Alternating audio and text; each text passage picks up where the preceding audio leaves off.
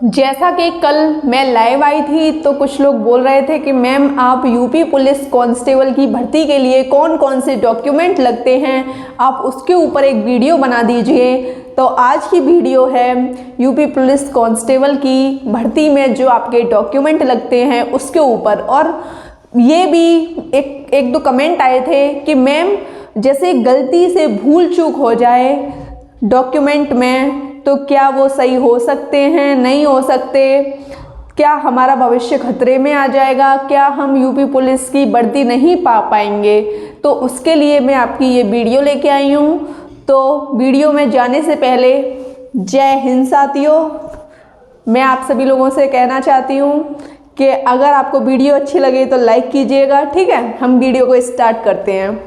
तो जैसा कि आप देख पा रहे हैं यूपी पुलिस कांस्टेबल की भर्ती के लिए डॉक्यूमेंट कौन कौन से लगते हैं और मेरे समय कौन कौन से डॉक्यूमेंट लगे थे, मैं अपना खुद का एक्सपीरियंस मैं आपके सामने शेयर कर रही हूँ, ठीक है। तो इसमें मार्कशीट सबसे पहले हम 10th करते हैं, फिर उसके बाद 12th करते हैं, ठीक है। तो मार्कशीट में आपकी 10th की मार्कशीट लगेगी, समझ आया आपको, और 12th की मार्कशीट लगेगी, ठीक। 10th और 12th आपके पास कंपलसरी होने चाहिए। अब इसके बाद क्या लगेगा, आधार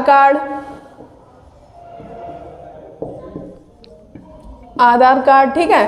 और ये जो प्रोसेस बता रही हूँ, ये प्रोसेस बता रही हूँ मैं फॉर्म अप्लाई के समय ये डॉक्यूमेंट लगेंगे। जब आप फॉर्म अप्लाई करोगे तब आपके ये डॉक्यूमेंट लगेंगे, 10th की मार्कशीट, 12th की मार्कशीट प्लस आधार कार्ड, और इसमें एक फ़ोटो,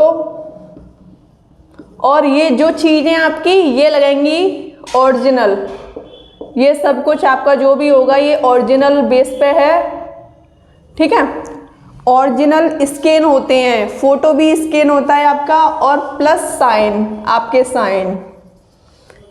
ये इतनी चीज़ आपको समझ आई। 10th की मार्कशीट, 12th की मार्कशीट, आधार कार्ड, फ़ोटो प्लस साइन। अब आपको ये चीज़ समझ आई। तो अब कास्ट सर्टिफिकेट ये क्या होता है, ये ओबीसी वालों के लिए, एससी वालों के लिए सर्टिफिकेट होता है, कास्ट सर्टिफिकेट, ठीक है। अब जैसे कि कास्ट सर्टिफिकेट आपका 1 अप्रैल 2021 से पहले का है तो आप उसे अपडेट करवा लीजिए, नया बनवा लीजिए, क्योंकि हम रिस्क बिल्कुल नहीं लेंगे, क्योंकि हमें इस बार अपनी वर्दी पानी है, ठीक। तो इसमें ये आप 1 अप्रैल, जिनका 1 अप्रैल 2021 से पहले का है वो नया बनवा लें, समझ आया। और जैसे एसटी में, जो भी एसटी में, अनुसूचित जनजाति में, उनका अगर कितना भी पुराना मतलब हो कास्ट सर्टिफिकेट तो उनका चल जाएगा, लेकिन हमें रिस्क नहीं लेना, हमें नया बनवाना है, ठीक है। मतलब आप तीनों को नया बनवाना है, नो रिस्क, वर्दी पानी है। तो इतनी गलती भी बहुत बड़ा सबक सिखा देती है, इसलिए बिल्कुल भी रिस्क मत लो, ठीक। डोमिसाइल सबके लिए ज़रूरी है। जैसे जो यूपी में रह रहे हैं, यूपी में मतलब उत्तर प्रदेश में रह रहे हैं, मूल निवासी जो जनरल के हैं, चाहे ओबीसी के हों, चाहे एससी के हों, चाहे एसटी के हों, मूल निवास होना ज़रूरी है। अब जैसे अदर स्टेट के होते हैं, अदर स्टेट के लोग अपने यूपी में आकर बनवा लेते हैं, लेकिन उन्हें ये नहीं पता कि जांच वगैरह होती है तो निरस्त कर दिया जाता है, ठीक है। अगर आप यूपी के हैं, जनरल हैं, ओबीसी हैं, एससी हैं, एसटी हैं, डोमिसाइल बनवा लें, मूल निवास। और अगर आप यूपी के हैं तो कोई दिक्कत नहीं, जांच में बिल्कुल सत्यता पाई जाएगी। अब चौथा आपका कमेंट था सिर्फ यूपी वालों के लिए भर्ती, बिल्कुल नहीं। चाहे कोई पश्चिम बंगाल का हो, चाहे राजस्थान का हो, चाहे हरियाणा का हो, 28 राज्यों में से किसी भी राज्य का क्यों ना हो, 7 केंद्र शासित प्रदेशों में से कितने भी मतलब ऑल ओवर इंडिया के लोग इस फॉर्म को फिल कर सकते हैं, ठीक है। अब ये कन्फ्यूजन नहीं रहना चाहिए। पहला प्रोसेस हमारा फॉर्म अप्लाई का है और दूसरा फॉर्म अप्लाई के समय आपके इतने डॉक्यूमेंट लगेंगे। ये चीज़ आपको समझ आई? आई होप आपको अच्छी तरीके से समझ आ रही होगी। वर्दी का जुनून होना चाहिए बस। अगर ये जुनून ख़त्म हो गया तो आप वर्दी नहीं पा पाओगे। अगर ये जुनून बरकरार रहा तो आप एक दिन वर्दी ज़रूर पाओगे। अब ठीक है, अब दूसरा जो प्रोसेस है आपका वो है DVPST। DVPST में कौन कौन से डॉक्यूमेंट लगते हैं? आपको दिख रहा होगा DVPST में कौन कौन से डॉक्यूमेंट लगते हैं, तो ये भी मैं आपको बताती हूँ। अब DVPST होता कब है? जब आप रिटन एग्ज़ाम पास करते हैं।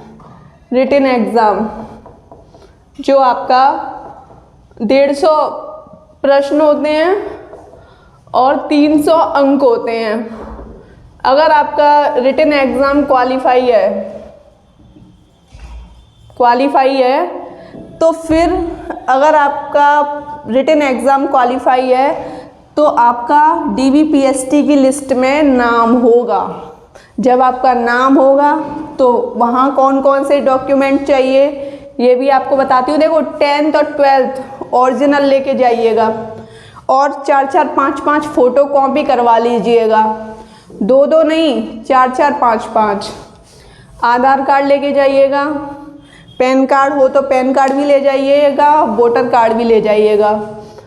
और फ़ोटो, एक फ़ोटो नहीं, फ़ोटो अब लेके जाने हैं आपको कम से कम 10 फ़ोटो, कम से कम 10 फ़ोटो आपको लेके जाने हैं, ठीक है। अब मतलब अपना ये ले जाइएगा, कास्ट सर्टिफिकेट जिनके पास है वो अपना कास्ट सर्टिफिकेट ले जाइएगा और डोमिसाइल ले जाइएगा। और सिर्फ यूपी वालों के लिए ये तो चलो अभी हमने पढ़ाई है, ये चीज़ आपको समझ आई। और आप लोग मुझसे पूछ रहे थे कि हमारा EWS के बारे में बता दीजिए। EWS आया है आपके जनरल वालों के लिए। और ये जनरल वाले किन लोगों के लिए? ये वो लोग लाभ पा सकते हैं जिनकी इनकम कम हो। इनकम कैसी होनी चाहिए? कम।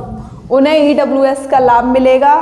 और जो सामान्य कट ऑफ आपकी जाती है, जो सबसे हाई लेवल की जाती है, उससे 5 या 6 नंबर कम कट ऑफ जाके EWS में मतलब 5-6 नंबर की आपको छूट मिलेगी। तो जिनके पास टाइम है EWS बनवाने का, टाइम तो आपके पास है ही, आप प्लीज़ बनवा लें।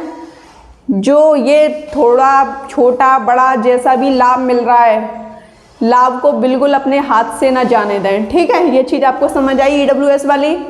मेरा कहने का मतलब ये था कि यूपी में DVPST में वो डॉक्यूमेंट लगते हैं जो आपके अप्लाइंग फॉर्म में लगते हैं, ठीक है। और DVPST होता क्या है ये भी आप समझ लीजिए। DVPST इसमें तो आपके डॉक्यूमेंट चेक किए जाते हैं DV में, ठीक है। और PST में होता है आपका हाइट देखी जाती है मेल फीमेल की, और चेस्ट मेल की देखी जाती है, और आपके फीमेल की देखी जाती है। इसमें फीमेल का देखा जाता है वेट जो कि होना चाहिए फीमेल का कितना होना चाहिए? कम से कम 40 kg, अधिक से अधिक कितना भी होना चाहिए। और मैं आपको ये भी बताना चाहती हूँ कि DVPST जब आपका हो जाता है तो DVPST के 15 से 20 दिन बाद, लेकिन हमारे टाइम जब 41,520 की भर्ती हमने क्लियर की थी तो हमारा DVPST हुआ था। तो DVPST में हमें लगा कि चलो 15 से 20 दिन मिल जाएंगे या 1 महीना मिल जाएगा, तो हमने रनिंग की तैयारी नहीं की थी। और DVPST के 2-3 दिन बाद रनिंग हो गई, जिसमें हम 41,520 वाली वैकेंसी में रनिंग में अनक्वालिफाई हो गए, ठीक है। तो आप प्लीज़ ये गलती ना करें। अगर जैसे ही आपका DVPST हो जाता है, अगर आपको फुल आपके मतलब बिल्कुल चांस है कि हमारा रिटन एकदम निकलेगा, तो आप जैसे ही टेस्ट पास कर लें तुरंत रनिंग की तैयारी स्टार्ट कर दें, ठीक है, क्योंकि ये जो मौका है बार बार नहीं आता। मेरे टाइम तो 2 वैकेंसी आ गई थी तो अच्छा था, अगर जैसे 49,568 वाली नहीं आती तो हमें SSC GD में ही जाना पड़ता, क्योंकि SSC GD की हमारी ज्वाइनिंग अभी भी हमारे पास ही रखी है। अब आपको मैंने ये तो बता दिया कि फॉर्म अप्लाई के समय कौन से डॉक्यूमेंट लगते हैं, DBPST के समय कौन से डॉक्यूमेंट लगते हैं। अब मैं आपको बताऊंगी कि जब आपका मेडिकल होता है, मेडिकल में भाई बहुत सारे डॉक्यूमेंट लगते हैं, वो मैं आपको बता देती हूँ कौन कौन से लगते हैं। मेडिकल में 10th 12th ओरिजिनल मार्कशीट लेके जाना, 4-4 5-5 फोटोकॉपी लेके जाना, प्लस आधार लेके जाना। अगर आधार में कोई गलती है करेक्शन करवा लो, ठीक है।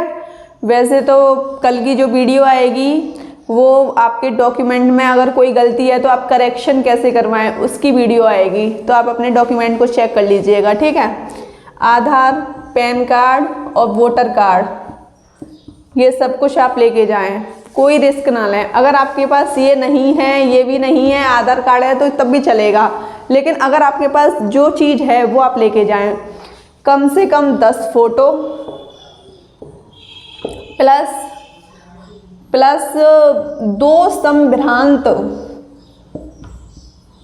व्यक्तियों के सिग्नेचर।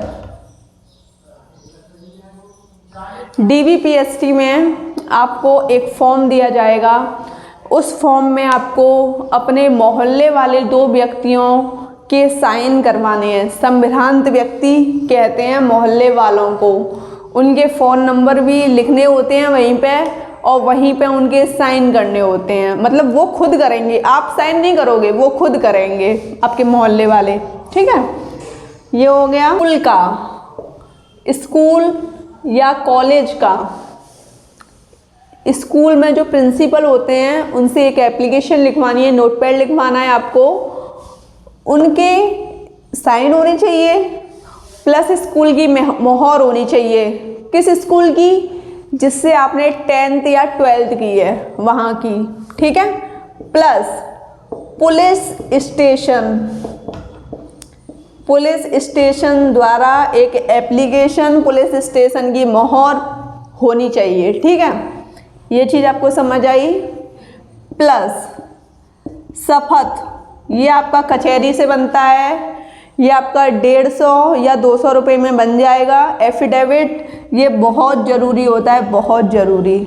डॉक्यूमेंट सारे ज़रूरी हैं। शपथ आपके, जैसे कि किसी चीज़ में कोई गलती हो गई, जैसे आपके पापा के नाम में गलती हो गई, अगर शपथ में आप अपने पापा का नाम एकदम सही लिखवाते हैं तो आपका चल जाएगा, ठीक है। और एक और चीज़ कि जो शहर से हैं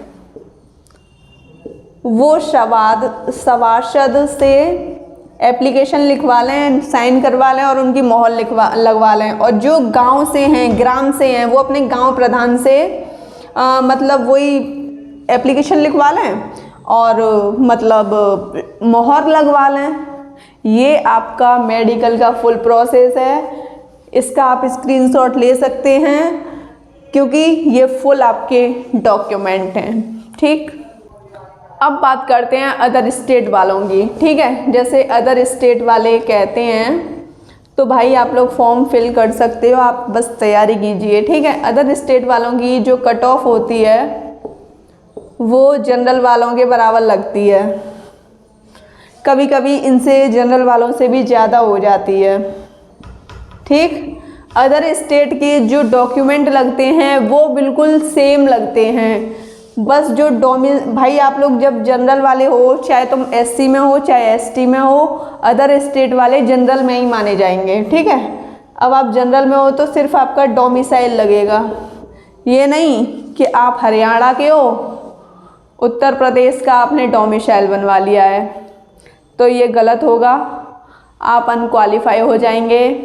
तो साथियों, आपको वीडियो कैसी लगी आप मुझे कमेंट सेक्शन में बताइए। वीडियो अच्छी लगी हो तो चैनल को सब्सक्राइब कीजिए, लाइक कीजिए और आप लोग अपने दोस्तों के साथ शेयर भी कीजिए ताकि उनको पता लगे कि हमें ये सब कुछ बताया जा रहा है, जिससे उन्हें भी ये नॉलेज मिले। ठीक है, जय हिंद।